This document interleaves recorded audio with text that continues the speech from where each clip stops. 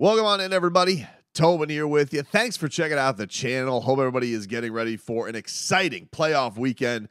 Your Miami Dolphins taking on the Kansas City Chiefs, the defending champs at Arrowhead. It feels like it's going to be a tundra over there. I was like, it was, brisk today in South Florida. I was like, oh, I can't even imagine going to a sporting event like that. I remember the coldest game I've ever been to personally was the Winter Classic. It was Super Bowl week. I went with the morning show I was producing, which was Zaslow and Joy.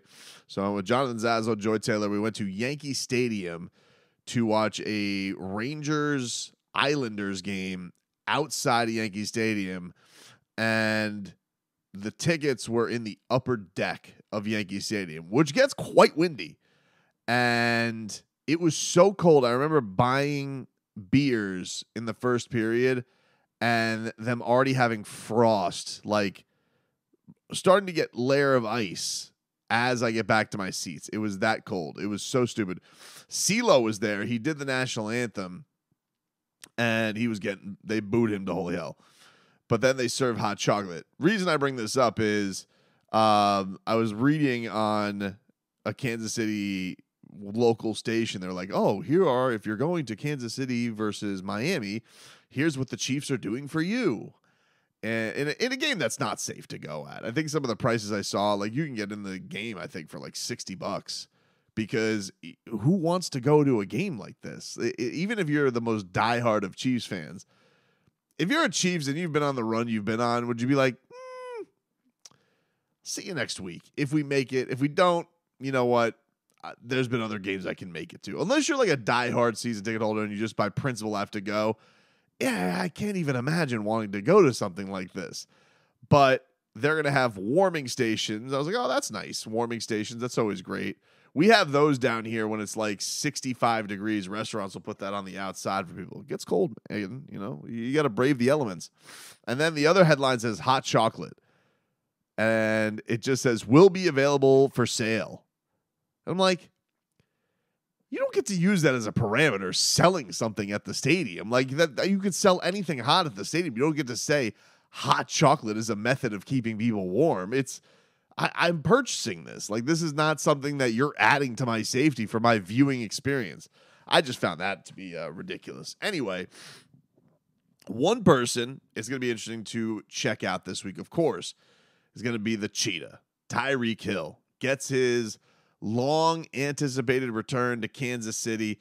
He has talked a heap load of trash. He has already lost to the Kansas City Chiefs this year. Had a humiliating moment where he has a fumble that goes for a touchdown, and the Dolphins lose to the Chiefs, but it was in Germany. Now he gets the opportunity to go to his old stomping grounds, and Tyreek Hill, who is coming off of getting voted team MVP by the local media, which I do want to get to here in a second, he had some thoughts on playing in the cold and what you need to go at this game with a mindset. Well, it's a mindset, right? I feel like, if you believe it's going to be cold, then you're going to freeze your balls off. But if you go into this game, like, not even thinking about any of that, you'll be fine. And with me being me, I played there, and I understand the conditions. I'm not even worried about it at all. So I'm going to go out there with no sleeves and, just tell the rest of the guys, hey, look, man, it's a mindset. If those guys see you wearing sleeves, obviously they're going to think you soft. So obviously, that is what they're going to think. You're out here in -10 wind chill, soft. That's what they're going to say. And everybody, this is the thing. Like, everybody's throwing this out there. No sleeves. Teron Armstead, he's like, it's football. You can't wear sleeves. No sleeves. Meanwhile, Tua was like yesterday, he was like, I'm trying some gloves. Just give it a whirl. See what we got. Tua's like, quarterback's the only one where like nobody cares. You could do whatever you want. Go out there, have your hands in the little kangaroo pouch. But everybody else, you're soft if you're put any kind of layering on there, just because they think, hey, you're being like, all right, if it's a 40-degree game and you're out there wearing sleeves, I get it. But if you're at a point where you're talking zero, I think we got to give each other a pass on this. We should all be able to wear whatever we want. We don't have to pretend like we're elephant seals out here. We don't have to pretend like we're built for the Arctic. It's not a thing. And for whatever reason, football, you just don't want to show that you're cold. But Tyreek did win team MVP off of his incredible season where he led the league in receiving with only a mere 16 games this season because he did not play in one of them. I thought Tua deserved it. You know, the one thing I would say to this is injuries have been a big part of the Dolphins story this year, right? They go out there and they win 11 games. They don't win the division. And, you know, for the local writers who do cover the team, and you say, well, you know, Tua was carried by Tyreek Hill. That sounds stupid because he led the league in passing. Get it? Tyreek Hill led the league in receiving, but he missed a game.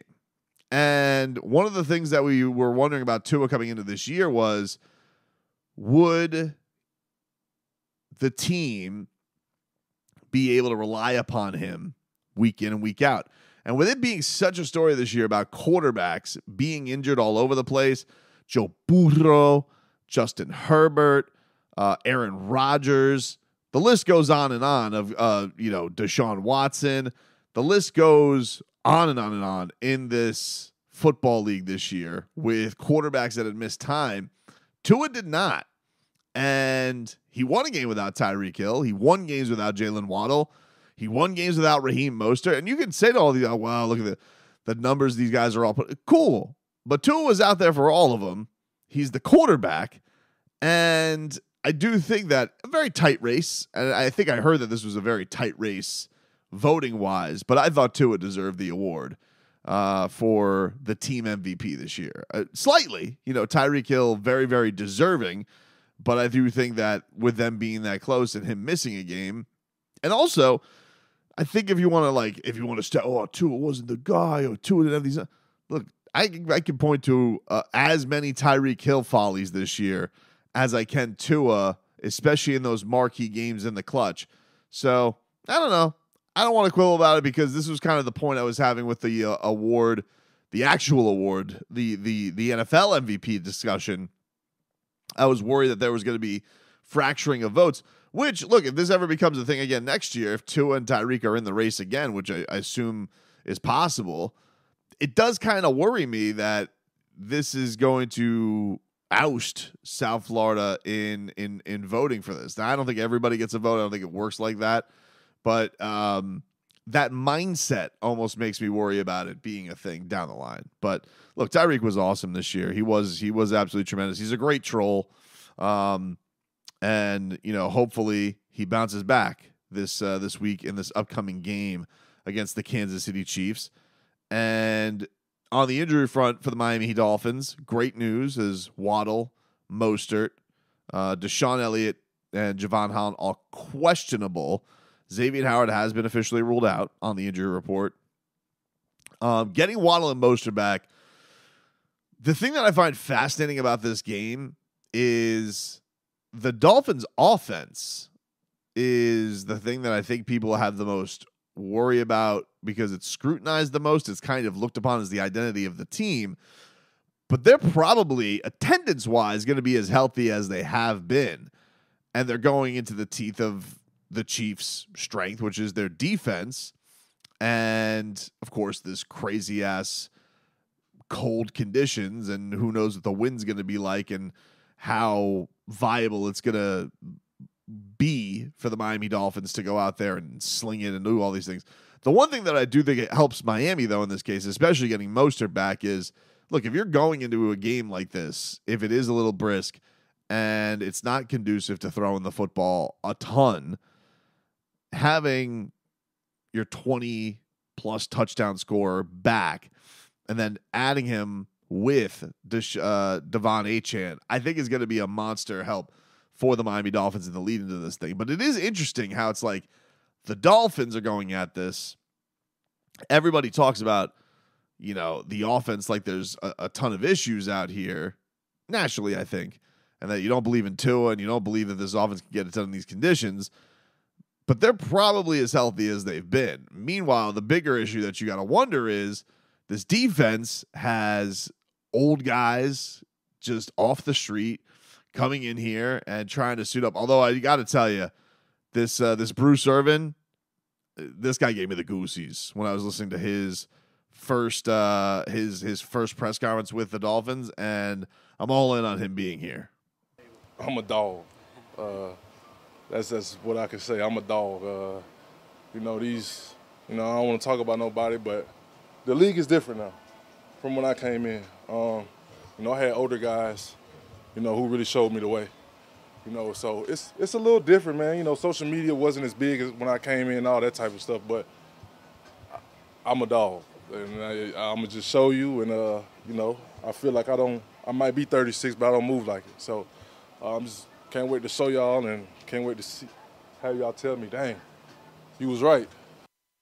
Wow. He's a dog, dude. I love that. He like, I'm sold. I think this guy's going to go out there and get 3 sacks against Mahomes. But yeah, bringing in him and Justin Houston. And then on top of it, you don't know how healthy your safeties are. And on top of it, you have Xavier Howard out. So you got to go with something at cornerback. And on top of it, you lost your starting middle linebacker. It's crazy what the Dolphins defense is about to go into. And that being said, what has been the big concern of the Chiefs this year?